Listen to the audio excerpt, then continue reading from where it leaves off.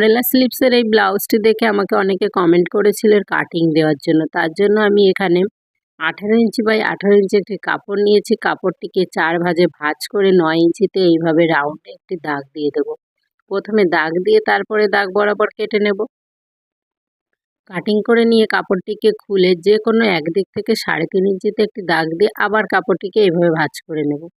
ভাঁজ করে নিয়ে যে ব্লাউজটিতে আমি হাতাটি বসাবো সেই ব্লাউজের আরমোলটি এইভাবে মেপে নেব। আরমোল যাই হবে সেটাকে এইভাবে 4 ভাঁজে ভাঁজ করবেন।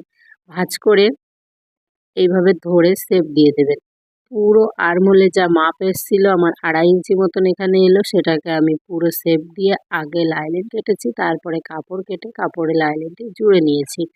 জুড়ে নিয়ে ব্লাউজের হাতায় দুদিক থেকে দুটো দাগ দিয়ে আরমোলে মেপে পুরো পিন লাগিয়ে নিয়ে তারপরে আমরা পুরো আরমোলে এভাবে রাউন্ডে সেলাই করে নেবেন।